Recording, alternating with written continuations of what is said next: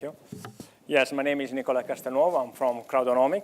Crowdsourcing is a Singapore-based crowdfunding company, and we are leading the way in Asia to work with large corporates to provide them with crowdfunding and crowdsourcing capabilities. I'm here today to talk about the evolution of crowdfunding in Asia. So let's start with some numbers. The World Bank estimated the market size for crowdfunding just in Southeast Asia to be around 10 billion. If we add China, it's an additional 60 billion. In terms of growth, the market is growing at 400% in value in the last 2 years, year to year. Let's look now a bit of how the market has evolved in the last 1 year and a half. From type of progression point of view, 1 year ago, we were seeing like a more linear progression, right? Starting from easy model like a donation into more reward, and people start to talk about equity. We are now seeing a more like a disruptive way of trying new ideas. We see like crowdfunding initiative popping up in different industry and different areas. From type of business model, we went from a traditional marketplace business model, the one that you're probably familiar if you're coming from the US or from Europe, where there is a website which basically match supply and demand, to more like a B2C, B2B business model. So we are starting to see large corporate adopting, as part of the business model, crowdfunding and crowdsourcing initiative. In terms of type of growth, a year ago, we were seeing like growth like segregated through in verticals. They were like charity, they were like art, films, they were like entrepreneurs. We are now seeing a more like a systematic approach. We are seeing like crowdfunding and crowdsourcing become a potential solution for ecosystem problem, right? And finally, the pain. 1 year ago, 1 year and a half ago, crowdfunding was something to solve personal issues, the indies, the artists, the entrepreneurs, the individual creators.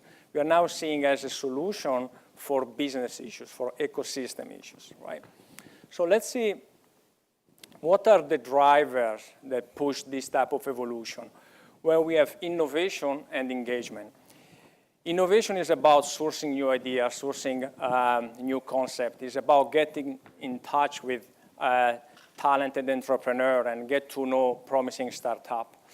Engagement is about find innovative way to engage with your customer base, to re-energize your branding with crowdsourcing initiative. It's about initiatives to convert your followers into more active participants in your business. These two drivers, they're now creating a demand for a new model of crowdfunding. We are not seeing crowdfunding anymore as an individual offering, right? It's a part of a large support to innovation, something that supports the innovation process from end to end, from ideation to business case to seed finance, resourcing, prototyping, and so on.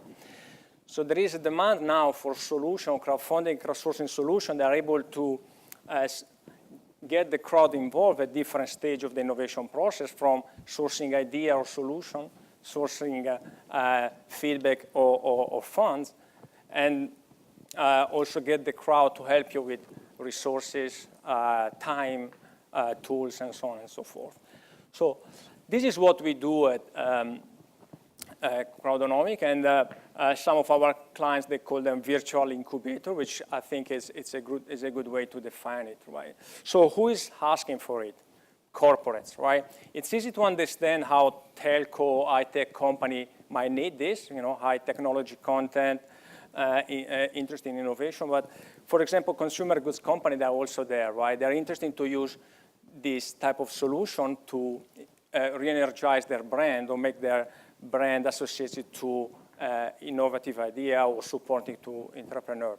Media is an interesting one. We are seeing media company interested in this type of solution to bridge the gap between online TV audience to cyberspace and online audience, also people in the real world through crowdfunding or crowdsourcing initiative associated with some TV show. And then services, financial industries, right, charity, of course. So why, let's think about why large corporate might need or might want something like this. Enterprises that are facing three big challenges nowadays. One, they need to keep innovating. They need to be relevant all the time. The second one is they're dealing with a rapidly changed consumer base, with consumer trend always different. And we are living in an environment where the technology and the services available out there that keep changing, keep innovating, which is quite difficult to keep up with. On the other hand, enterprise, they also have some strong assets, right? Definitely they have large community to engage, customers, followers. This community base, they're becoming more and more, they want to be more and more involved in the creation process of the product or the service that they will find at the end in the shops, right? So they want to be engaged and more involved. And the third asset they have, obviously, they have strong brand equity and they have strong marketing power. So what we have them doing is really to leverage on those assets to find answers to their challenges through crowdfunding and crowdsourcing solution. The next step, so we went from crowdfunding being something for individuals to give answer to business, and now we are seeing like more at the ecosystem level, crowdfunding and crowdsourcing become relevant. Everybody understands the value of a startup, SMEs, or fast-growing company at the country level or a city level, right? They bring innovation, they promote growth, they create employment. So we have more established player, which from university, research lab, accelerator, financial institution, corporates, that they want to get involved with them, right? At different stage of their life or innovation process, whatever you want to call it, but there is a need, there is an interest for them to get in contact with this innovative ecosystem. And crowd power solution, crowdfunding and crowdsourcing is becoming the choice. So why people do that? Well, obviously because they get something in exchange, right? So it's clear for startups, right? They get money, feedback, they can get in contact with big corporate, they can raise awareness of what they do. For enterprises, it's a broader access to innovation, something that they cannot have and they cannot obtain from the R&D department. It's a great way to engage the community, therefore getting early market prediction, and as a way to be engaged and as a way to identify upcoming stars. For investor funds or more like financial institution, is a way to source deal, is a way to syndicate, we discussed before. It is also a great way to get international in a way they run their own business. So is this just a theoretical discussion? No, it's not. Let me go through two examples, one more based on innovation and the other one more based on engagement. The CTO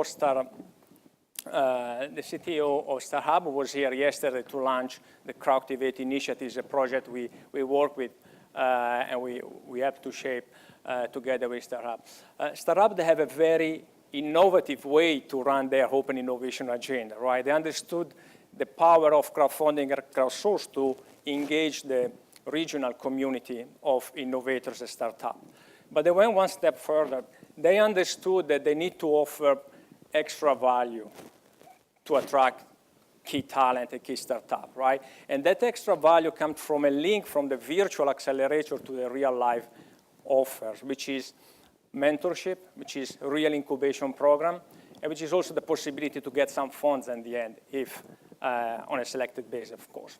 So great idea on the driven by the need of innovate. The other example, again, Andy, the CEO of Her Tower, was here to describe his experience yesterday, is Her Tower Blue. Her Tower Blue is an initiative from Her Tower, WWF brand initiative to turn off the light of many cities around the world for an hour every year.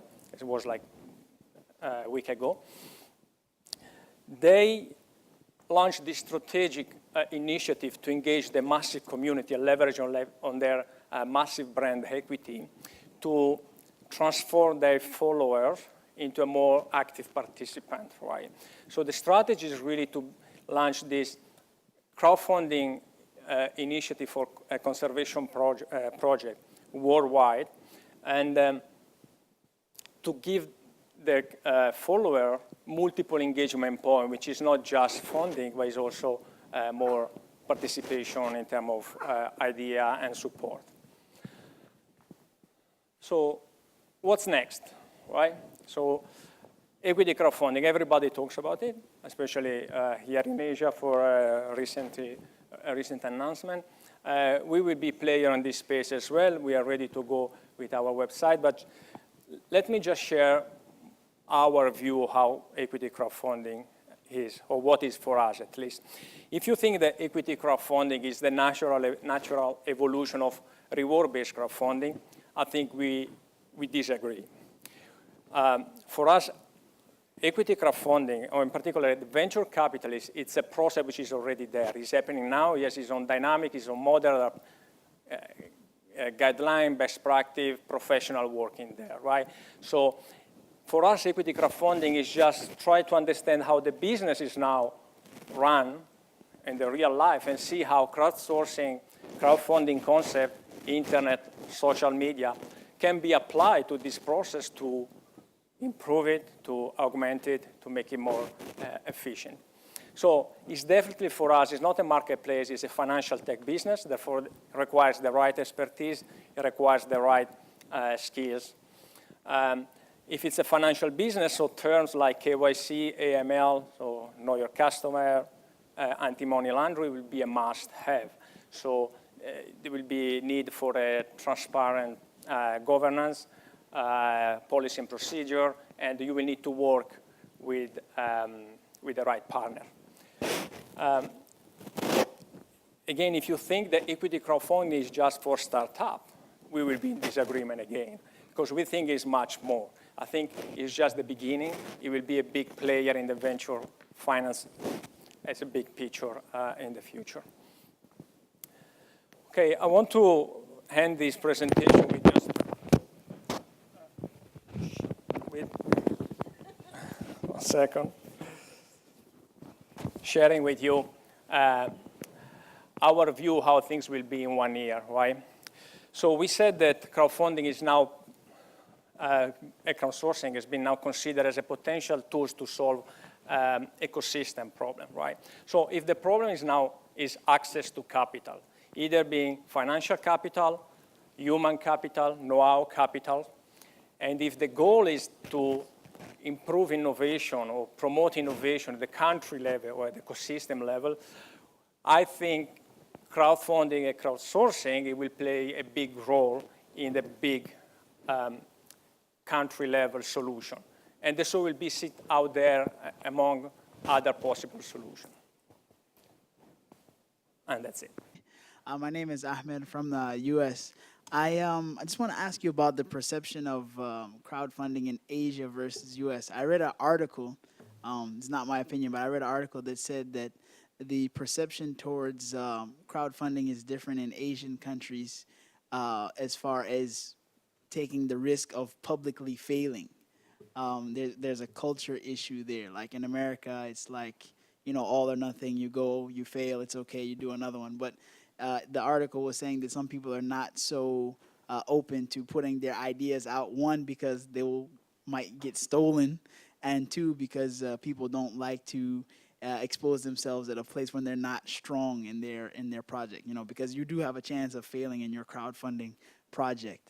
So have you faced these things? Have you seen any issues of people having their ideas stolen? Because in Asia, it's not so strong in the copyright laws compared to others. And also this issue of the shame factor. Have you encountered these things? Have you tackled them? Can you please explain? Thank you. Yeah, thank you. Very interesting question.